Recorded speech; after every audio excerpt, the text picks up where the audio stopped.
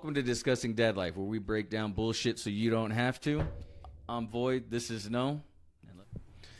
Welcome to Main Event Mondays. Today, we're joined by the lovely Moo. Again. I know. I'm always here. Yeah. Yeah. So, quick update. I spoke with Void this morning, just asking him what his plans are. And, he's busy working on, his full-time job, and then he's also working on trying to get 2 albums done this summer, midsummer. I was asking him if he was coming back, or when he was coming back, I should say. And we kind of came up with a game plan so that way we can get him back on the show. I'm looking forward to it. Kind of missed the guy. Enjoyed the conversations that we had. We don't always agree, but it was always fun to get his perspective. He's definitely different than I am, and I'm definitely different than he is. So stay tuned. Hopefully, here shortly we'll be back with Void. Mm-hmm. It won't be every week. It won't be every Monday, Sunday, and Friday. It will probably be like once in a while. Monday, Wednesday, Friday. Oh yeah. What did I say? Monday, Sunday, Friday. Oh, okay. Is he sitting back there?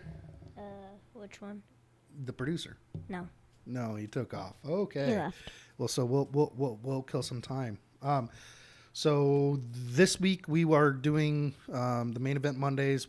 She is picking the topic for Wellspring Wednesdays, and then we have a video picked already for the Friday's release that we're going to react to. We do? I apologize for... Yeah, I already have it selected. Oh, okay. Wait, you were asking me what a narcissist was, remember? Oh, yeah. Yeah. So, last Friday, I apologize if you're watching on YouTube, you did not get to see the reaction video. If you want to see it, go over to Rumble. It's on our Rumble page. YouTube took it down. Why'd they take it down? Just some stuff. Don't worry about it. Was it copyright? Yeah, it was copyrighted. So YouTube did not let us play it. However, if you want to see it, it is on Rumble. So go check out our Rumble page. Give us a like, share, and subscribe over there as well. Is he back now? Yes, our producer is back. Okay. Hey, Mr. Producer, will you pull up the news articles I have pulled up for us, please? Get those on the screen. Okay, so let's start with here. This is the 2024 primary election results for the Nevada. So obviously, Trump won that handedly, 99.1% of the votes. That was a shoo-in. We knew that was going to happen. So with that, he's got 26 delegates for the primary, or for the Republican primary contest. And 0.9 for who? For Ryan Blinkley. What's a Ryan Blinkley? I actually don't even know who Ryan Blinkley is. I'm going to have to look into him. He's obviously a politician of some kind. I just don't know who or what he stands for. So, again, this is just more proof that we are lining up for a 2024 rematch between Biden and Trump, which goes... What's that? Trump is trying to get reelected? Trump is trying to get elected again. Biden's trying to get reelected. Yeah, no. But Biden also has a lot of problems, right? So he's... Mental state. Well... mental state, but like memory state. Yeah, his memory state's kind of shot. And then we were talking about it the other week, the DOJ report basically saying that he couldn't stand... He was a doddering old man who couldn't stand trial, yet we're meant to suffer him as our president. So, so it looks like 2024 is going to be a rematch of 2020. So go ahead and pull up the Charlamagne the God tab, bud. Thank you.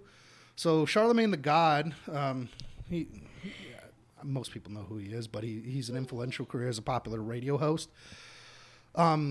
He was just as candid in a new interview on the ABC News this week, telling co-anchor Jonathan Karl on Sunday that nobody is inspired by the 2024 presidential rematch and that nobody wants to see the likely rematch between President Joe Biden and former President Donald Trump.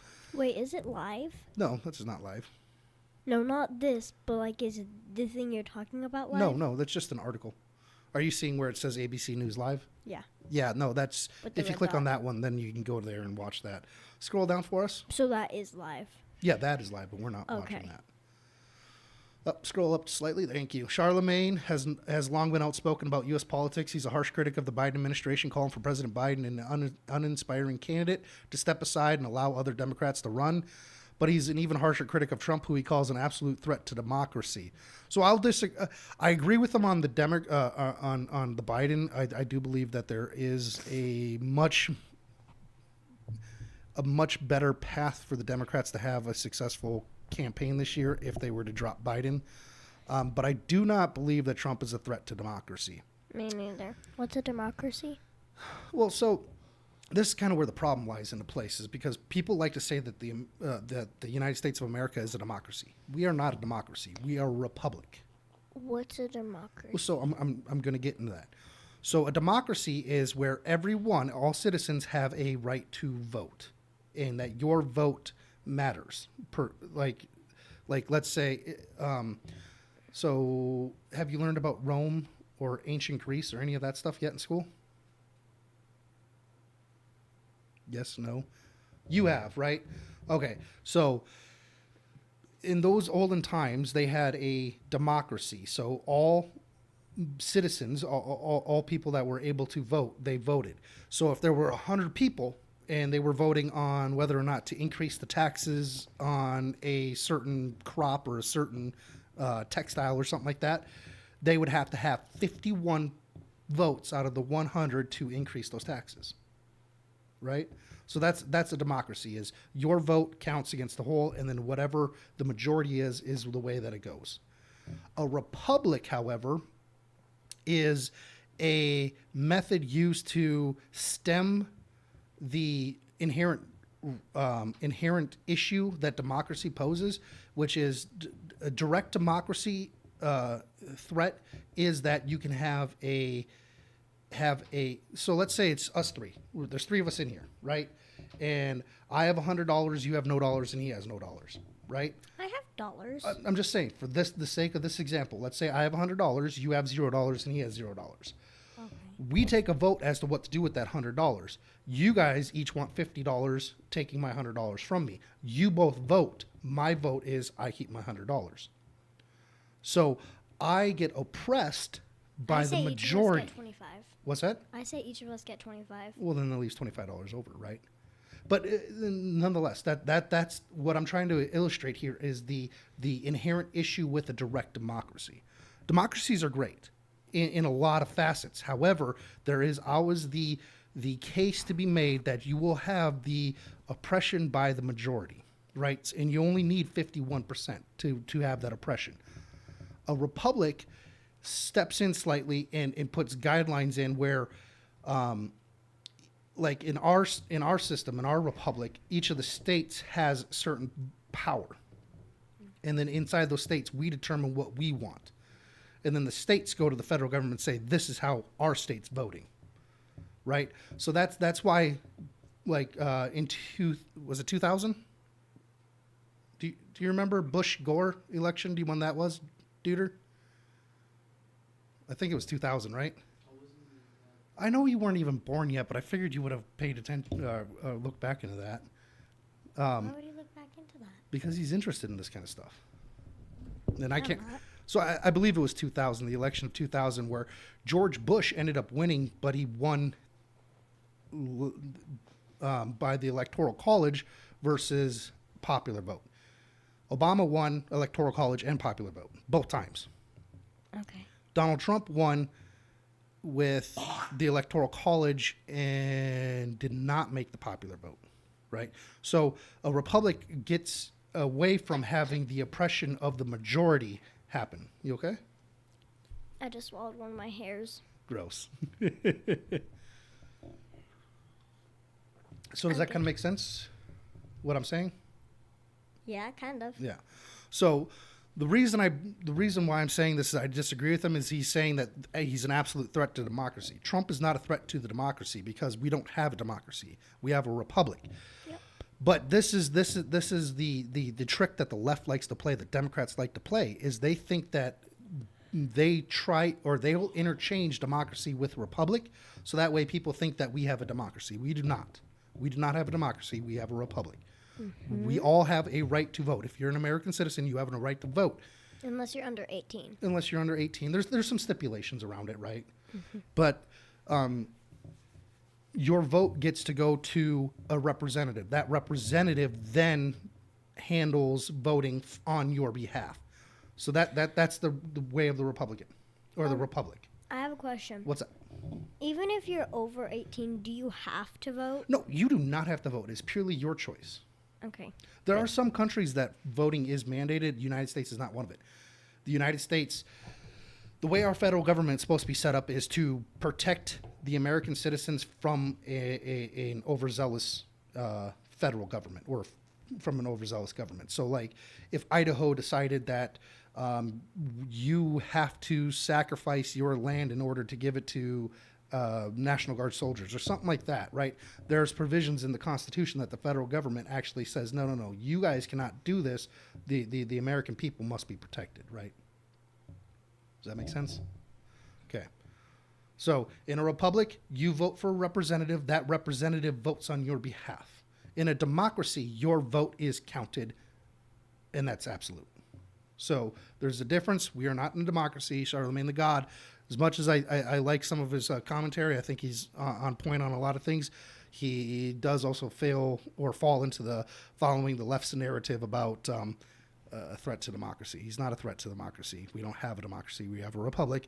And the reason why they can say that he's an absolute threat to democracy is because they want the democracy. They want mob rule. They want the majority, the oppression by the majority to happen, right? Because that's why they say there's a threat to that democracy, but he's really not. Okay. You're spacing out at me. You're like, Yeah, I'm just spacing out, and I'm like, when I'm trying to like listen to you, I just forget about everything, and I'm just trying to listen to you, but then I go somewhere completely else. You're just like left field. Nope, I don't want to be here. And like everything just leaves my body, and I just stare at something, and the rest of my mind somewhere else. Fair. So Charlamagne goes on. He said, "This is the first time in my life when people say things like, this person is a threat to democracy. It's absolutely true. And it's mind-boggling to me that nobody is taking it as serious as I feel they should." The thing is that statement just isn't based in reality. And I think that's where the problem is. He views it one way, right? And there's a lot of people that do view it this way. But the bad part is that's not based in reality. It's not what's actually truly going on. So I feel for you, but I would say step back and actually take a look at it. Are we actually living in a democracy? No, we are not. We're living in a republic. You want it to be a democracy, it seems like, and because you want it to be a democracy, Trump is a threat. I can make that logical leap, but for the fact, yeah. So I still don't get how Trump would be a threat. He's not a threat. That's the other thing is he's not a threat. Actually, I don't get how he could be a threat. There are some people that believe that he did things that cut against it, but really what it is it's the mainstream media setting a narrative to accomplish a certain goal, which is they don't want someone that is anti-establishment. And Trump, while he is a billionaire and while he runs in the same circles, tends to have viewpoints and tends to do things slightly outside of what you would expect him to do, which is why he's ingratiated to so many people, right? Mm-hmm. Because he was a very popular, he was very successful land developer in New York. He had his own TV show. He has a bunch of businesses. He had The Apprentice. It's an old show. Maybe I'll show it to you sometime. Okay. But all I know him as is president. Yeah. Or Donald Duck. Oh, Donald Duck. But like the first time I heard his name, I was like, Donald Duck? Like, I don't know why, but whenever I hear Donald, I'm just like, Donald Duck? Fair. So, nonetheless, he's not really a threat to anything in the United States. We've talked about this at length. There are two different major viewpoints in the United States right now, and he represents one side, and the other side views him as a complete threat to what they want to accomplish. However, they don't recognize that there are roughly 50% of the Americans that don't agree with their desires as well. So while Trump is definitely not perfect, I agree with Charlamagne. I don't really want to see a 2020 rematch. I think it's absolutely trash. I think Biden is old and needs to be gone. I think we need newer blood. The unfortunate part is it really seems like it's going to come back to Donald Trump and Biden running again. So imagine if it just goes on like this for years and years and years. Well, it can't go on for years and years and years. Let's say Donald Trump wins, he cannot run again. And by the time elections happen again in 4 years, Biden will probably be dead. He's it's just a fact. It's not saying anything bad or negative. It's just he's old and he's already showing very advanced signs of deterioration. What's deterioration is where you like deterioration just means like things are falling apart. Kind of thing. Like in shows like when people like turn to stone and then like they crack or something like that. Well, I mean, yeah, turning the stone and then the stone cracking, that's a form of the statue falling apart is deteriorating. So kind of like my skin peeling, like dead skin. Kind of, yeah. Got it. Okay, let's go to. There was one more I wanted to cover, which is Haley, the one right next to it. But go to the other tab. So Nikki Haley, who is still flowers. What's that? That's a lot of flowers and candles. Yeah. Well, so a guy named Aleski Navalny. I apologize if I'm butchering. Aleski Navalny. He was a opposition leader to Putin in Russia. Nikki Haley, who is for some weird reason still running in the Republican primary and continuing to slander Donald Trump for whatever purpose. I mean, she's just trying to ingratiate herself. She is the establishment candidate, and she's absolutely horrible. She's the one that wants to murder kids overseas. Yeah, I don't like her. Yeah. So anyway, she called him a hero and amped up pressure on President Trump to respond to the news of his death. Wait, who are they talking about? So Nikki Haley, you remember that lady? She was talking about Aleski Navalny, who is Navalny. Yeah, he was a opposition leader in Russia against Vladimir Putin, who is the guy that we were talking about last week. The bald guy, yeah. Okay. Right. So, Haley is just basically taking advantage of this man's death because she doesn't care about people dying. Obviously, she wants to go and kill kids. She's basically utilizing this guy's death in order to go after Donald Trump because everything about her entire candidacy is about how Donald Trump is a failure. I bet Donald Trump would do better than her in like almost everything. No, he has. Scroll down a little bit for us. So he said, she said, or a hero and amped up pressure on former President Donald Trump to respond to the news of his death. She said Mr. Navalny had died at the hands of President Vladimir Putin and that Mr. Trump needed to answer to that. Now, I have no idea if that's true or not. I think there's some logical leaps not even leaps, just logical little things you can think about, like just a quick little step, and get to the fact that Putin might have killed this guy because he is the opposition leader, and if Putin's strength is waning, it very well could happen. We need to look at some of the ancient Rome things like Julius Caesar, Commodus. Look at how their reigns happened and the political infighting. When people's power are threatened, people do some really stupid things, such as killing people. I mean, it used to be commonplace back in the day in ancient Rome and ancient Greece ancient Rome, when emperors rose to power, the old emperor died and the new one entered into power. That one of the very first things that they did was, well, actually, I guess ancient Greece too, because Alexander the Great had to do the same thing. So yeah, I mean, that's how they handle it to secure their power to make it known that they are the emperor. They would go and have the family, the children, the wives, sisters, brothers, mothers, blah blah blah, everyone that was related to the old emperor that could challenge them for the throne, eliminated. And when I mean eliminated, either exiled or killed. I know what eliminated means. Yeah. Okay. Who was the first Roman Empire? Who's the first? Yeah. Augustus, I believe. Yeah, Augustus. I like ancient Rome. I'm not by no means am I an expert on it, but yeah, it's some stuff. Commodus was a interesting character.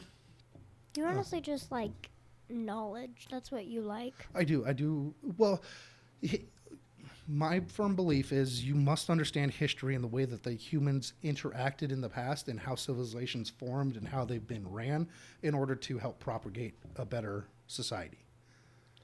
Are we under the living room? No, we are under his room.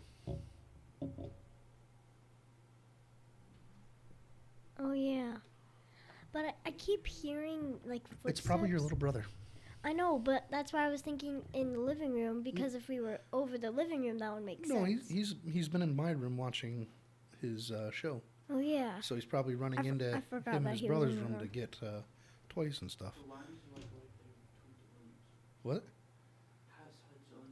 You got to speak up. That side? Uh-huh. Under your room. This side is under mine. Yes. That's what I'm hearing. Yes. Because I keep thinking he's coming downstairs. Oh no, he's not coming out there. He's fine. So she speaking with reporters outside a rally at a park in Irmo, South Carolina, Miss Haley. Why is it Miss Haley? Wouldn't it be Mrs. Haley? She's married. Granted, married? she did force her husband to change his name. What? She's married? Yeah, she's married to a very weak guy. No kidding. And the reason I say a very weak guy is because she forced him to change his name to better suit her political purposes. Absolute trash. So praised Mr. Novelli for calling out Mr. Putin for corruption and fixing elections. She said he had fled his country only to return to fight the good fight. And then he was arrested, and now Putin has done to him what Putin does to all of his opponents. He kills them, she said, before turning to Mr. Trump, her rival in the GOP primary. And Trump needs to answer to that. Does he think Putin killed him? Does he think Putin was right to kill him? And does he think Novelli was a hero? So she's baiting Trump here. And Trump would be wise not to step into this. Because she's making an assumption that Putin killed this guy. Very well founded assumption, but it's still an assumption. So for the simple fact that step one in that accusation requires a leap of trust that she is telling the truth, that may not actually be true. So rather than saying anything, you should just keep quiet on it. Yeah, probably. And then, so go ahead and switch us back to the main. We're done with Man Event Monday? No, we're done with reading the news articles. Switch us over to the main screen, bro. Oh, we are. Never mind. I'm done. Yeah. Yeah. So what do you want to finish up on Main Event Mondays? Do you want to go over what we're doing next week? Do you even know what we're doing next week? No. Okay, so I'm not going to be here on Sunday. We're not recording. However, I will have videos ready to roll because I'm going to document my travels, basically. When are you making those videos? On my phone. While I'm down there. Oh, okay. Yeah. Sound good, huh? Uh-huh. Yeah. No. Whatever. Anything else we're going to cover? I don't think so.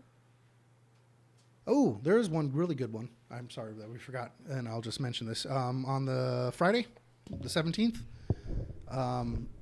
That's this Friday, right? This last Friday, yes. This Friday, okay. Texas announced the building of a new Army base on the border to house the National Guard troops that are doing the work to prevent fentanyl from pouring over our borders and to apprehend illegal immigrants. Okay. So that was launched. Looks like Texas is, since the operation of Operation Lone Star, or since the launch of Operation Lone Star. Wow, words are hard. They've spent close to $1 billion, maybe a little more. And they've stopped over 467 million doses of lethal fentanyl from coming over the border. So hats off to the guys down in Texas doing the job and trying to keep American citizens across the country safe. It's quite telling that these guys are much more of a leadership position and care more about the country than our president does. So hats off to you. Good job, Texas. Much love and support from us. You want to say you want to bring us out? Bye. She just says bye. Peace, guys. Bye. Thank you for watching. Please give us a like, share, and subscribe. Till then, peace.